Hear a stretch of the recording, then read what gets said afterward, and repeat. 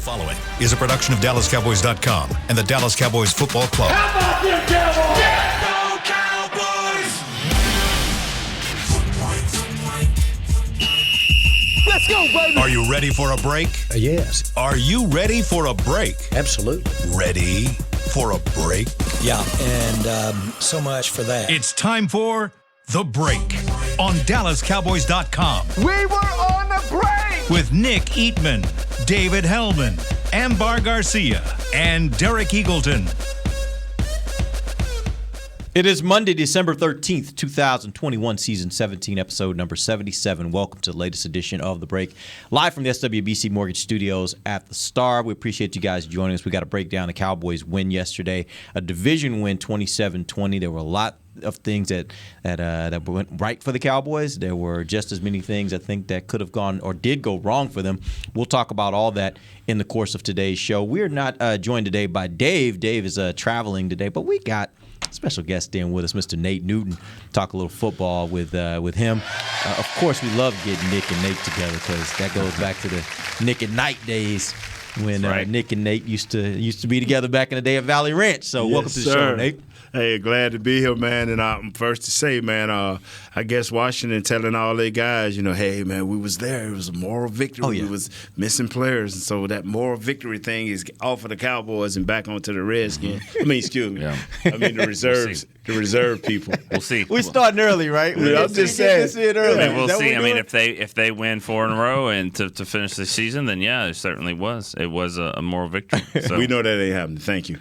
Hey, Nick, real quick, give me a 77. This is how we start off our show. Nick usually gives me the show number. He gives me a player associated with the number 77. Give me a player first. First player that comes to mind is 77. Well, not for me. Yeah, sure. Jim Jeffcoat. That's a good one, actually. Really good. His son actually just won the Grey Cup in Canada. His team just won the Grey Cup. Yeah, 77. That's the one. Jim Jeffcoat was one. I mean, obviously, right now, this team doesn't function if they don't have their 77. Yes. It's Tyron Smith. He's the guy. Remember we said if I could have one thing in the world, I would take his health. Because his health, I think, trickles to everybody else, and it's just not there right now. I hope he's going to be fine. I liked kind of the mannerisms I saw from him, but I don't think this is a long-term thing. But I don't know if it's a short-term thing either. All right, we're going to get to that. I want to talk a little bit later about injuries and where we stand right there, particularly on the offensive line. Before we do, though, let's start with the big picture. Give me a storyline from this game. What is the big picture storyline you think coming out of this game? Well, for me, it was they went up there and they handled their business. It doesn't matter how it is. People say, well, it's not how you start, it's how you finish. I don't know about that. It's how you start, especially when you go and you lay the smack down on them like they did. They did. They absolutely kicked Washington's ass up and down the field there. Now, it's a division game. If they got any pride at all, they're going to come back, and they did, and the Cowboys may have let off some. But when they needed stops in the second half, they got it. Jordan Lewis with a fumble. Randy Gregory with a fumble. They got it. That defense led to them, and they were a better team than Washington. They showed from start to finish they were better, and they won. Nate, what's your big picture story of the game? You know what? It's 3 things I always say. I don't do it a lot on my show because I'm always the joke man. But it's a little bit more. We football over here. Yeah, it's football, so I understand. I wish University of Texas get on page. But anyway, you got to go there, man. Go ahead, finish it. But anyway. When you go on the road, there's 3 things you have to have, and I believe this from my heart, man. Coach Johnson believed in it. Coach Landry believed in it. Is when you go on the road, you got to have defense. You got to have a run game, and your special teams have to not hurt you. We had 4 field goals yesterday by Greg Zuerlein. Great job. We had great, outstanding defense. Dominating defense. Great job. And our run game, we had 35 touches for 122 yards. A lot of people don't. The run game got to get on track. The run game was there yesterday. When you have 35 touches and your quarterback throw for 39, that's almost a 50-50 split.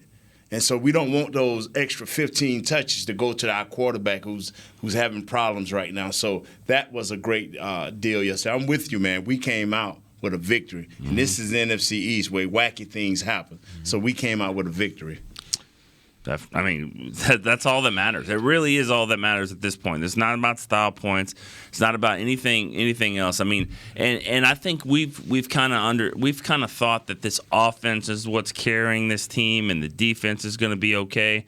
And that's just shifted at this point. I mean, the defense is that's got the better players. It's got the guys that are just difference makers. And something's wrong with that offense. I mean, there's no doubt that they were off sync. The quarterback is not on the same page with the receivers. It's not there. But luckily, your defense is absolutely, playing at an elite level. Now, I'll say this: Taysom Hill and Taylor Heineke are not going to be in the playoffs, and if they are, they're not going to be there for long. So it'll get better than that. Kyler Murray is better than that. Aaron Rodgers, Tom Brady, Matthew Stafford, they're better than that. So they'll be challenged more. But they took advantage of a crappy offense, and they dominated. The thing that I know, and I think you guys know, is that the guys that we're talking about on defense are guys that can start for other defenses. The guys that he just mentioned, the teams that each one, number 11, Parsons can start, Gregory can start, DeMarcus Lawrence can start. Gallimore can be a hell of a role player because I don't know as much about him as the other guys. These guys can start. So what I'm saying is when we play these other teams, our level of defense can rise up. We know Gregory have much more to give. We know DeMarcus Lawrence and all of these guys have much more to give. Now, our back end will be questioned, but the pressure we bringing up front, yeah, we can answer that. Offensively, I'm with you, Nick. Offensively, yeah, we have one thing to fix. If we can get 100 yards or maybe 30 carries or 30 touches from our backs, I'm good with that. One thing we have to find out is what's wrong with number 4. Once we figure out what's wrong with number 4, this offense is going to roll. Number 4, something is not right. I can't figure it out. I'm not close enough to the players or coaches to tinker with that, so I'm not going to make no speculations. We're going to get to the offense in just a second, and we're going to spend the majority of the show on the offense. I do want to give the defense its due, though. You look at some of the numbers from yesterday. They only allowed 224 yards, only 124 yards passing. They had 5 sacks, 9 quarterback hits, 3 fumble recoveries, an interception, and a touchdown. Defense was outstanding. Talk to me about how they used their players, because they had, for the first game, really for an entire game, they had Gregory, they had Lawrence, they had Micah, they had them all out there. Gallimore was back there. How did they use that rotation with those guys? What were they doing with Micah that may have been a little different than maybe what we've seen having those 2 pass rushers now back? Well, I had the same view as you did, and it wasn't always awesome. But no, from what it sounded like Micah, what it looked like was Micah was all over the place. Yeah. I mean, I did notice him in probably 3 to 4 different spots. The only person that played more spots yesterday was Connor Williams. But I mean, I think for the most part, he was all over the place, and that's what it's designed to be when Gregory's back and Dorrance Armstrong's there, and of course Tank on the other side, and then you got Gallimore in there. You've got this roaming, freelance linebacker who can just play everywhere, and that's what he is, and that's what I keep saying. I want the quarterback. I don't care if it's Tom Brady or a guy like Taysom Hill or Heineke. I don't care who it is. I want him to have to find 11 every time. Because I think back when you were playing in the 80s, late 80s, early 90s, it didn't matter who the quarterback was. Troy still had to find Lawrence Taylor. He had to find him. He had to find Ray Lewis. You have to find those guys, and I think that's what the level that he's playing on. It's just amazing. 4 weeks ago, hey man, he's a defensive end, and I like, okay, all right, he's earned the right to be at the defensive end, but you do not understand from an offensive lineman point of view that you walk up to the line, here's Gregory, here's DeMarcus Lawrence, and you say, okay, boom, now we're getting ready to set our protection. Which is one we think the most dangerous? Mm-hmm. Even with Gallimore sitting there, we're going to turn to this side because the extra pass rush is here. Then all of a sudden, you getting ready to turn from a left guard over here to help with the nose and to help with the defense. That's 4 on 2. Guess what? Then this guy walked to my outside eye. Mm-hmm. And I'm talking about number 11. I have to say, straight. Everybody's one-on-one now. You got to handle your dog over you. And if you ain't right, bro, This number 11 going to hurt you because it's a race to the quarterback. Now you went from 3-on-2 or possibly 4-on-2 to all of a sudden he bring this dude and only the right guard and the right tackle have an advantage. Your center is naked, I'm naked, and my left tackle is naked. But that means we by ourselves. And the running back ain't chipping. Please clarify that. What's that? Clarify what that means. That we're one-on-one blocking. Okay, good. We're one-on-one blocking. You don't. Yeah, I'm not going to take my clothes off of here, but anyway. Yeah. I was naked. Cool. Yeah. Way off the track. Well, I mean, with Nate. You want to clarify? With Nate, you never know. You got to clarify. Okay. How you doing? What's up, Amber? I'm good. Yeah. Hey, Amber, real quick, give us your big picture. What did you take away from yesterday's game? You were watching it along with everybody else. What were your thoughts as you watched the game and at the end of the game? My thoughts. Well, I'm starting to panic a little bit, to be honest, because every week since Dak got back from the injury, every week, he'll miss some passes, being consistent, and you're like, well, it's Dak. He's shown he can do it. He'll be better next week. Then another game comes by, and you're like, all right, well, they won. Okay, well, they can get better. You got your receivers back, this and that. So every week it's like, you're expecting them to get better, but then how many games has it been? And it's like, okay, well, maybe we're at that point where maybe it won't get better. So right now, I am very concerned. I wasn't before, but after last night's games, I'm like, okay, maybe this is the time that we might have a serious problem at quarterback, and you might not have the kind of quarterback that you thought you had. And I see a lot of people on Twitter, wondering if he is still dealing with the injury or something else that it's maybe affecting the way that he's performing on the field. But right now, I'm worried, and they should be worried too. All right, we're going to take a quick break. When we come back, I want to dive into that topic, and I want to ask you guys, what do you think is the biggest problem right now for this offense, particularly Dak Prescott, and why he is not playing at the level that we've been accustomed to seeing him play? We'll do it when we come right back. This is DallasCowboys.com radio. At AT&T, everyone, new and existing customers, get our best deals on every smartphone. Why? Because you deserve it. For turning your living room into your office and your gym. For teaching grandma how to video call. And teaching her again. It's the button on your left, Nana. Okay, your other left. It's not complicated. Everyone deserves something new. So AT&T is giving everyone, new and existing customers, our best deals with every unlimited plan on every smartphone, even the latest ones. AT&T may temporarily slow data speeds if the network is busy. Restrictions and exceptions may apply. Hi, I'm Clint Tillison with... And I'm Jay Novacek, and we're both with... United Ag and Turf, the official tractor provider of the Dallas Cowboys. So, if you need a tractor to bale some hay, a mower to cut some grass, or a gator to get some chores done... Get a John Deere at United Ag and Turf. And then, let's get to work. Hey, Jay, that's my line. Well, not today. Get to work with a John Deere tractor package that's just right for you and your budget. Visit UnitedAgAndTurf.com. Before there was a draft, you could size up a cowboy by 3 simple factors: the crease in his hat, the bend of his brim, and his unbending attitude. A man Stetson didn't just protect him from what life threw at him, it projected a rugged, unstoppable spirit. Stetson hats are still American-made with pride right here in Texas. They're still the unofficial crown of all self-respecting cowboys, and Stetson is proud to be on the field with America's team. Find a retailer nearest you at stetson.com/cowboys. New Dr. Pepper Zero Sugar. You deserve it. I do deserve that. You deserve decadent flavor without sugar, and a day at the beach without sand getting everywhere. And a relaxing bath that your children don't interrupt. I deserve all that? It's really just a visual metaphor for Dr. Pepper Zero Sugar. Everything you want, nothing you don't. A visual metaphor on the radio. I do deserve that. Dr. Pepper Zero Sugar. The zero you deserve is finally here. Back to the break.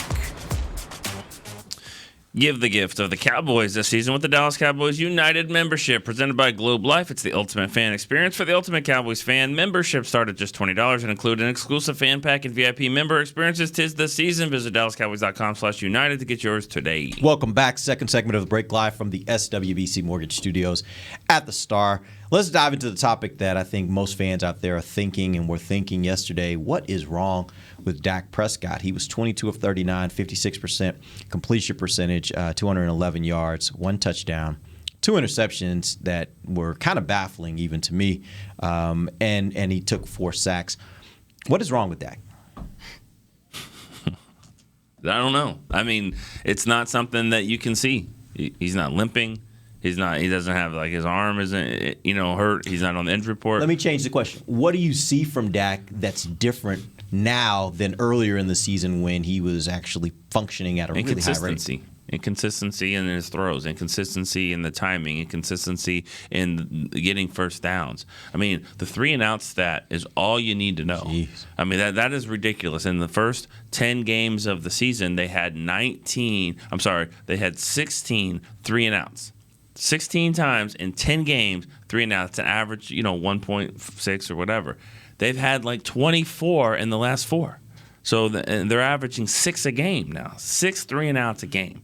That's just, that's actually consistent, which is terrible. Yeah, the fact that their defense can still play well under those kind of circumstances Right. even speaks even more highly of this defense. Amber, what do you think's wrong with Dak? I never thought I would say this, but I think he has lost his confidence, and that's coming from me seeing a guy that from the moment he was a rookie and had to step into that job, he has shown confidence 1,000%.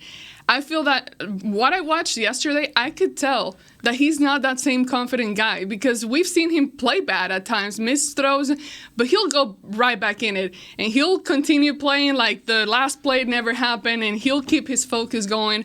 But this time around, you can see him kind of hesitant. You can see him out of his comfort zone, just nervous, just not that same confident guy that we've seen all along. So I think that Nate has some good points about his mental aspect that could be very concerning if that's the case, that it's all mental, because how do you fix that? I don't know how you fix it no more than get into yourself, get into your coaches, get into your people that you trust. But, I was telling Heckman earlier, I said, when Dak, it bothered me after the game, he said, well, I was just trying to make a play, that pick six. You don't have to make a play. Right. You got too many horses, brother.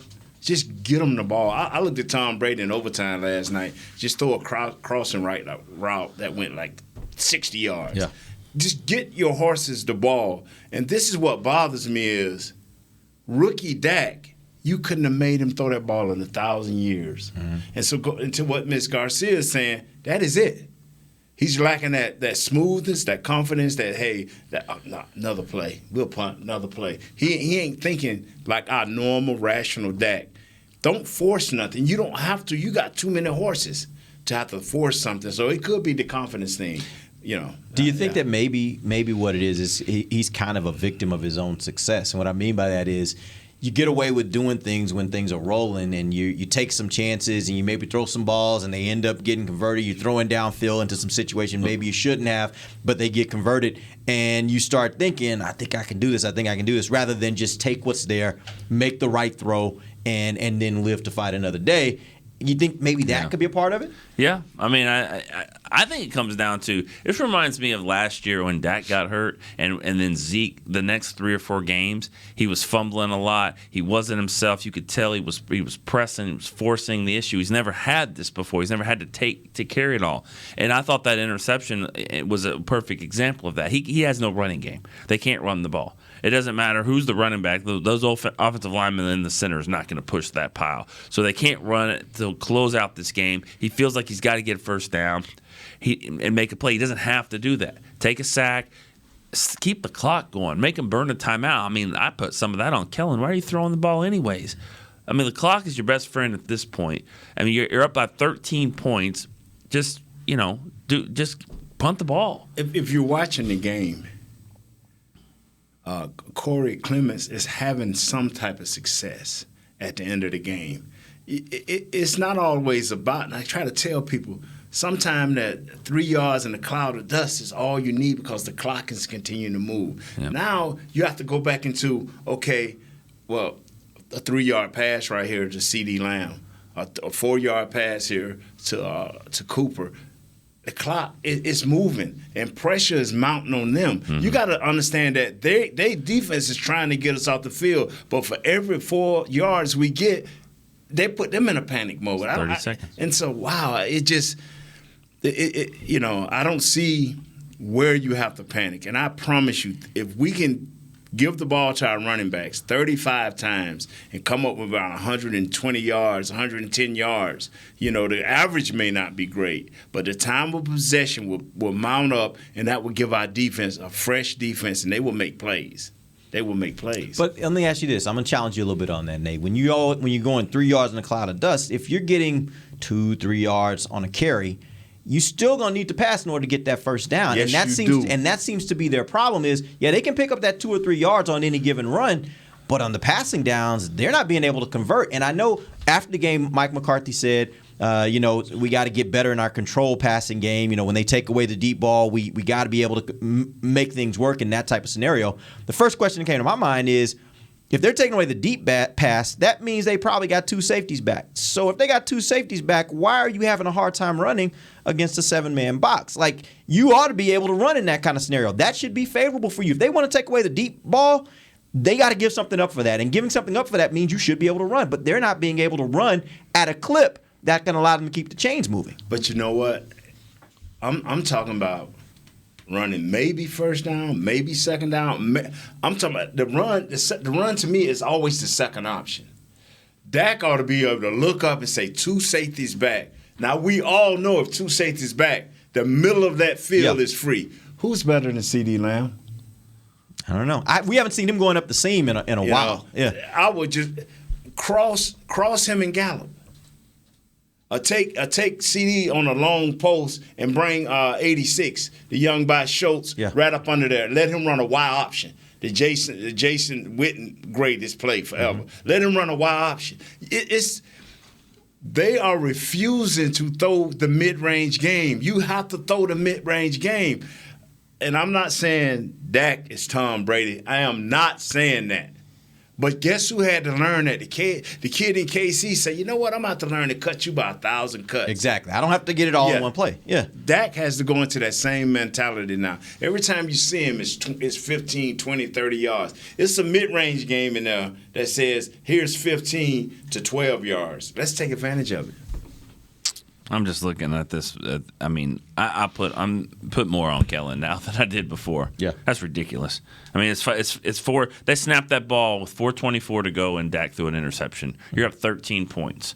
You should have run the football on 2nd and 6. You just got 4 yards with Corey Clement, like Nate's saying. So it's 2nd and 6 with 4:24 to go. You run 2 in a row. If Rivera wants to call us timeouts, great. If he doesn't, then you're punting the ball with 3:18 to go, up 13 points against Kyle Allen and whoever's playing quarterback. And your defense playing off the charts. Yeah. I mean, it was so bad or so good, depending on how you want to say it, that I said this to you in the press box. I have more confidence with the Cowboys defensive backs getting interceptions than I do the Cowboys catching the ball. Mm-hmm. I mean, I thought they were going to make more plays on defense. Now we got to be careful. We don't know if that was a called run and Dak checked out of it. We don't know that. But it certainly wasn't. Whoever made that decision, true. You got to question that decision a little bit. But it comes a point as a head coach and as an offensive coordinator. When you say, no check with me, Dak, run the play. Yeah. And see that, and I go a step further. Zeke, I love you, but no. See, players, when you start letting players run the ship that ain't been to the top of the mountain. Explain that. What do you mean, Zeke, no? Zeke, no, you're not playing? No, you're not playing. Got it. Sit him down. Dragging him off the field, like you said? Yeah, consider yourself drugged. The chain is already around you. It kind of looked like it. Yeah, I'm just, for the good of the team. Yeah. Because one thing I did not know, just looking at film and looking at TV, Homeboy is a cartoonist. The quarterback for Washington Reserves, he's a cartoonist. You're right. You look at number 4, the original number 4 for Green Bay, you ain't that and never will be that. You just a rubber arm. That's all you are. Because this defense showed you. See, when you have a playoff caliber defense or a defense that played in a high caliber way, you find out who the real guys are. Mm-hmm. And he's not real. Yeah, I hope he plays in 2 weeks. Yes, sir. I mean, because every time Kyle Allen got in the game, I was like, man. Kyle Allen, the same dude that came to AT&T Stadium last year. He was a little bit more scarier. Yeah. No, that was Alex Smith. Oh, was that the first game last First year? game at home, yeah. First game last year. So, he was a little bit more scarier than the other guy. Yeah. When he first came in, you and I both looked at each other like, I don't know about this. I'd be happier to get him back. Whatever Heineke was, he was, to start the game, he was a little bit different after number 11 laid on him and hurt him and forced the fumble. Like that play right there was a huge play in the game. Not only did he get him a touchdown to make it 18-0, but he wasn't feeling too good after that. And it was just it was that right there. I mean, I saw two of the best defensive plays we've seen in a long time. But I mean, I don't know where we're going to get to Randy Gregory, but that to me was the greatest defensive play that I can remember seeing ever. I mean, that I couldn't stop just thinking that was a phenomenal play. You're talking about where 96 just the ran over I'm talking about the interception. No, that was going to be the other one I thought he was going to mention. Those were the two plays in that game to me defensively where I was like, those were just phenomenal athletic That's a hat plays. trick. Yeah. He got a hat trick in hockey. That's 3 goals in one game, or soccer or whatever. Yeah. He bull rushed his guy, got a sack, hurt the quarterback, hurt the center. Yeah. I mean, he's not trying to hurt anyone, but I mean, But he that's went what through you're them. trying to do. He went through both guys. Yeah. And you know how long I've been waiting on this? Yeah, 14 weeks. 13, 14 years. Right. It's been a while. For a guy like that? For a guy just to run over a guy. Yeah. Okay. Especially at the defensive tackle position. Yeah. I mean, it's been a while since you had one of those. Jay Ratliff, maybe? Did you hear the show this morning on the fan when I was talking to the fan? They asked about when's the last time the guys have been like this. Yeah. And I kind of forgot about Ratliff. I should have mentioned him.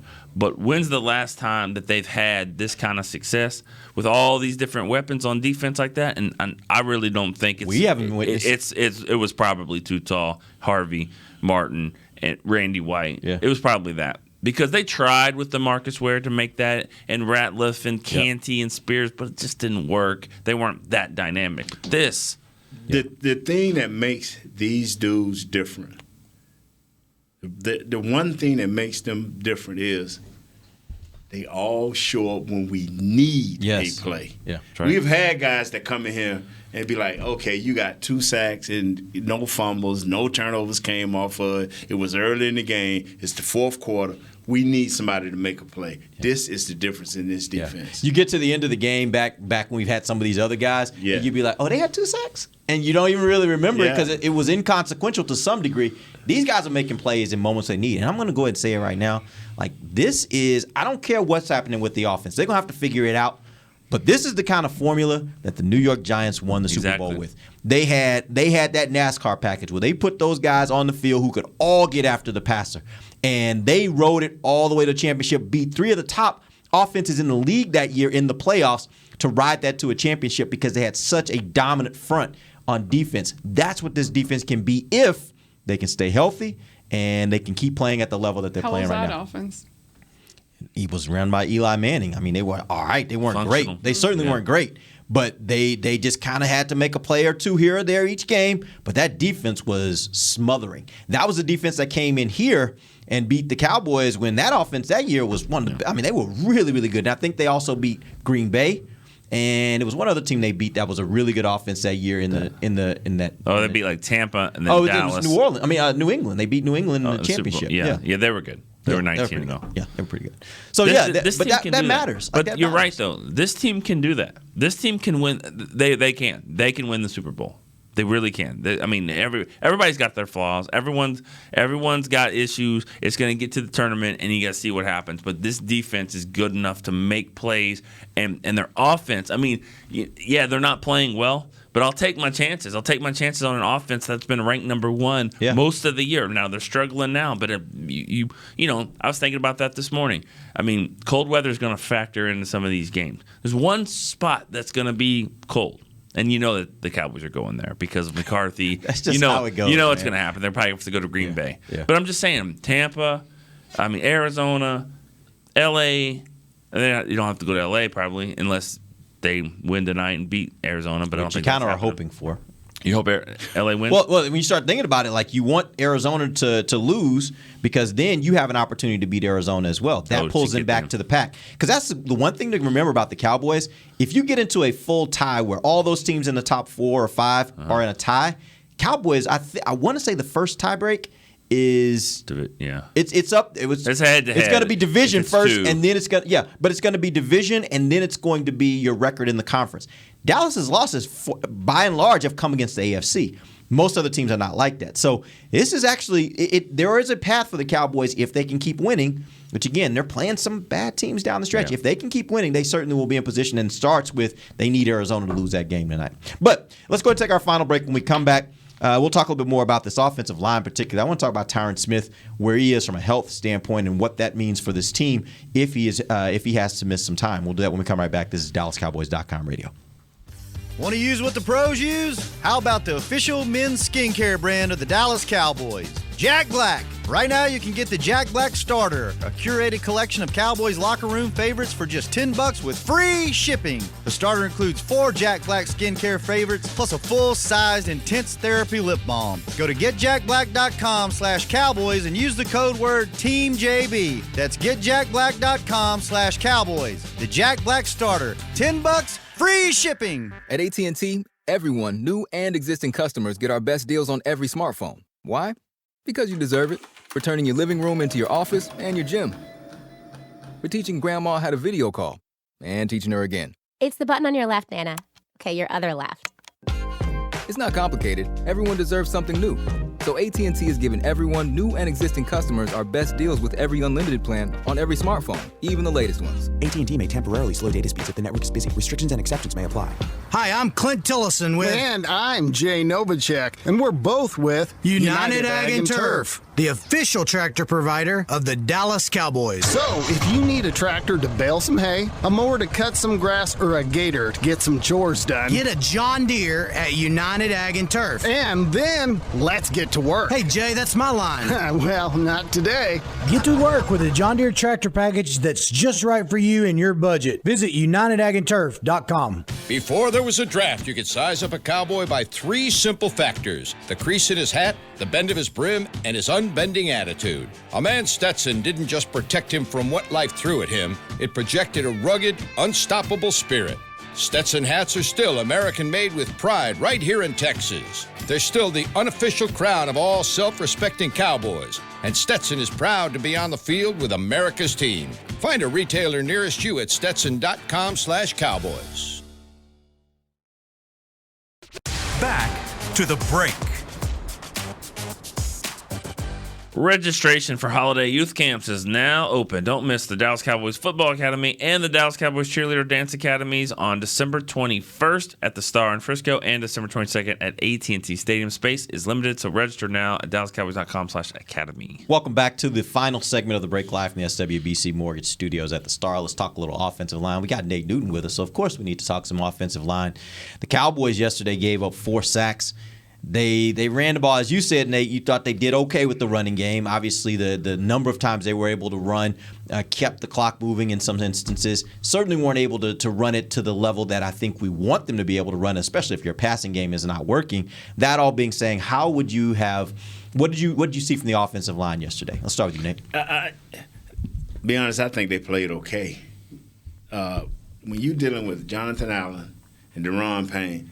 That's different, bro. That's Pro Bowl, All-Pro level. That's first-round picks that have not failed. Mm-hmm. And so even though there's Mr. 2 outside guys in Sweat and the other kid, Chase Young, they still had a fortified front. And they were good. So I knew we weren't going to move the ball. But what we got yesterday was perfect.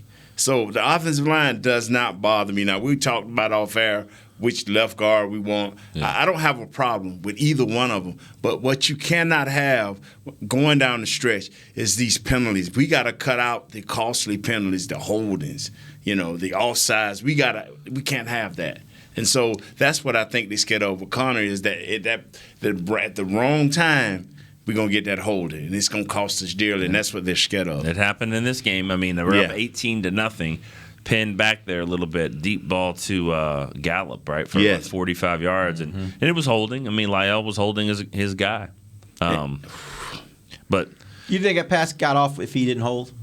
Like, the guy was coming. Do you think he gets to Dak if he didn't hold? Maybe. I don't know. It just can't happen. It cannot happen. And the funny thing that is Lyle has fallen so far. He worked so hard to get that right hand going. Now to just use that right hand. He was punching before he got hurt. He was punching with that right hand and dropping. He was playing Pro Bowl ball. And now within a year and a half with the COVID and the operation, man, he's just a catcher. He's still physical. He's still mean, but he's a catcher. And it's going to cost you down the stretch. You know, is that something you, in your experience as an offensive lineman, is that something that he still can get back to the level that he was? Yes, he can get back to it. But now, is he limber? Is he have flexibility in his hips? Can he twist and turn?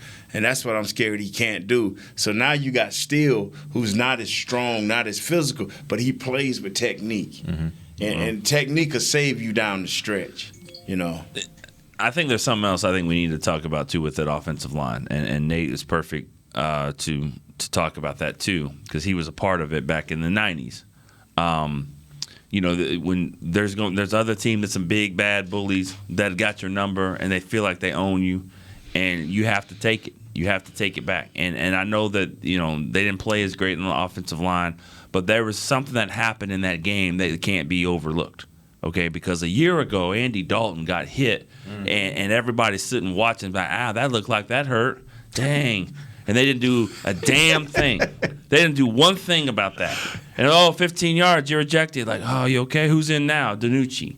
This time, Dak gets pushed out of bounds. Zeke goes after him, and Lyle says, I don't give an F. I'm going over there to headbutt this guy, punch him. I don't know what's going to happen. But that right there, to me, was a turning point in a lot of things. You're not going to come over here and bully us around and push us around. We came into your house, we kicked your ass, and we're going to keep kicking your ass. I thought that was a huge, huge point, and it could carry this team on for a while. I really believe that. I know you were asking for it. Did you get an opportunity to talk to Lyle? I did talk to Lyle. What do you have to say about all of that? Hey, he said, I'm going to protect my quarterback at all. Hold on. I'm getting Nate to talk about this, and I'm gonna read the quote because I can't paraphrase it as good, and I have it right. Nate, are there times as an offensive lineman where you say, I don't care if I get kicked out of the game, I got to make a point? I was the easy out of all of our offensive linemen. I was the most easygoing guy. I can see that. And it wasn't no problems. But they knew. Everybody knew, hey, okay, Big Noon ain't going to do nothing. He going to play his game. He going to be physical. He going to try to maul you. But if you touch Troy, you touch Mike, or you touch Emmett in the wrong way, it's on. It's on and it's popping. And see, the thing about it, I ain't gonna fight you. I ain't gonna, we ain't finna tussle. I'm just gonna look at his like, homeboy, you better watch out for the rest of the game. Protect your ankles, protect your knees. I'm telling them, they looking at me and I'm saying, now, you may think it's a joke, but you better look out for the rest of the game. Yeah. And then when I roll up on them, 330 pounds rolling up on your knee, ain't nothing nice because they know I don't play that way. Yeah. But if you touch my boys, because that was my moneymaker, dog. Yeah. I had free Super Bowl tickets with them. I could get extra Super Bowl tickets with them. Yeah, I wasn't gonna let you hurt my moneymakers, bro. Right. Yeah. All right. So I asked Lyle about the hit on the sideline. He said it wasn't really the late hit for me. It was more so I felt like he was rolling towards Dak's leg. It was uncalled for. I'm here to protect my quarterback at all costs, and that's the bottom line. It sounds like The Rock here. But then I asked him, you saw the play last year with Andy Dalton.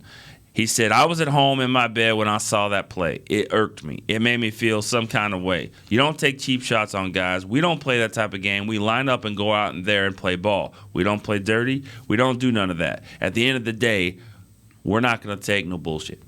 That's what he said, and I apologize for that. Yeah. But, I mean, that's what he said. We could beep it out if we want to, but that's what it comes down to. Yeah. They ain't taking that crap. They didn't take those crappy benches. They put that off the side. They're not going to take the crappy play like that. I thought it was very, very important to establish that, and we'll see what happens. They play him again. Christmas Day, Christmas day after Christmas. Oh yeah, this thing just got ratcheted up one more notch, as though it really. What you think about those two? Go ahead, Amber. I mean, yeah, great, protect your quarterback or whatever, but I want to see them play better. I don't care about that ruffling, pushing, punching. You're hitting a helmet at the end of the day, hurt your hand. I don't know. I've never been in that kind of fighting before. But have you ever been in any kind of fighting before? Not really. Good. And I hopefully keep it that way. Yeah, let's not get into it. This whole thing is very confusing to me because initially, first half of the season, we look at how the offense was playing, and we were just like, okay, only thing we really got to fix here is red zone and the O-line, Connor Williams and all that. And then all of a sudden, you look at what they are now, and although they seem very close to being that kind of offense again, dynamic, scoring points and all that, it seems so far at the same time because not only is it the O-line, you're now talking about the running game, you're now talking about Dak Prescott, you're now talking about Kellen Moore and the amazing playbook that he had put together and such a creative guy.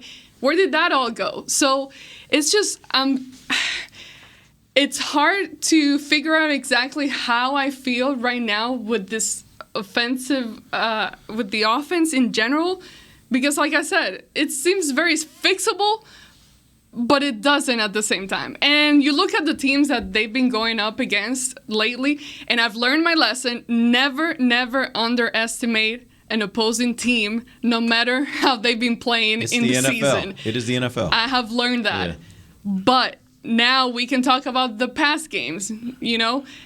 Looking at those teams and how they played, I feel it's embarrassing. It's embarrassing the way that Dallas has been performing in the past few weeks. And this last stretch of the season, we got the division opponents, and you look at them, you're like, okay, yeah, they can go and beat the Giants very well. But then, are you getting better? Like, yeah, you can get better, but it makes me wonder and question, okay, how is this going to really look once you start facing playoff opponents? And I get it, the defense is playing well, but you can't just rely on your defense either, you know? I get it. You just talked about that, and many people say defenses win championships. And don't get Michael Irvin started on that, by the way. He don't believe it. But, I mean, at some point you need your offense to perform, and you need and your defense can get tired. And yeah, you can have the explosive guys and this three-headed monster, which we are all in for and love, and are really looking forward to see what else can they do. But it's just, it sucks right now. I'm excited, but then it's like, what are we doing? And I don't know. I'm very mixed feelings. It doesn't suck, and I mean, that's your opinion, and I respect that. But like, I don't think it's embarrassing, and I don't think it sucks. I think it's December football on the road. You've won 2 road games in a row. It doesn't have to be pretty. It won't be pretty. It won't be pretty this time of year. But I mean, you go on the road with this banged up team as this has been. It's been dysfunctional, and it's not. This won't be like this. This offense won't be a team that can go to the Super Bowl. Like I said that a couple minutes ago. The offense is going to have to turn it around to do that. But I'm just saying, I believe that this is winning football. Like, they are figuring out ways to win. They figured out a couple ways to lose, you know. But they were battling against Kansas City. That wasn't going to happen. They were battling against the Raiders. The Raiders suck right now. The Raiders are not a good team, but they beat the Cowboys. That's a bad loss. Yeah. There's no doubt about it. That's a bad loss. Yeah. You can say all you want. If they had any receivers, they would have been all right. But they didn't, and they lost. No one cares about what Washington had. No one cares about what you didn't have. No one cares about that. Win or a loss. So they lost. So that's your opinion if you think it's embarrassing, but I don't think so, because I just feel like, hey, they figured out. I mean, this is a 3-game stretch on the road. That's the first thing we saw when the schedule came out. Well, I did. I'm like, 3 in a row in December? You got to be kidding me. Yeah. And they've won 2 of them right now. They have a good chance to win 3. And I think that's great, but I'll say it again. It is embarrassing, and it does suck. And like I said, yeah, everyone can have their opinion, but how I see it is when you look at this roster, you look at all the talent, all the way down from receivers. We praised about the tight end position, how well they were playing. We talk about the talent on the O-line despite the mistakes that they've made. But you look at just the roster overall and see the way that they're performing, that does suck. Before we end the show, real quick, Nate, I want you to tell me, and I've always had this belief that all teams, championship teams included, all teams have portions of their season where there are challenges, where there are moments where everybody's like, man, this team, they got some problems.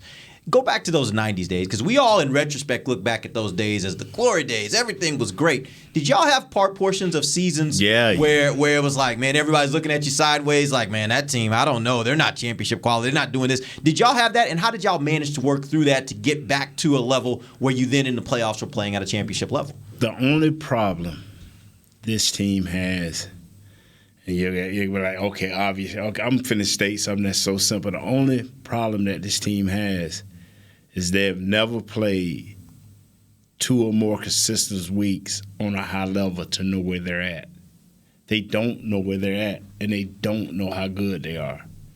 And they're going to have to somehow in the next 3 or 4 weeks find that. So if they get into the playoffs, you got to know who you are. And what kept us, man, is those 3 guys I told you I hurt somebody about, they knew that level. The coaches knew that level. Everybody's trying to find out who they are. We know who Michael Parsons is. We know this young guy just playing lights out. We know that right there. But the rest of the team, they don't know who they are. They don't know how good they can really be. Now, we've had some guys have some success in college, but this ain't college. So until they have that 2 or 3 game stretch where they be like, boy, we as a team laid it on somebody, they just don't know. They just don't know.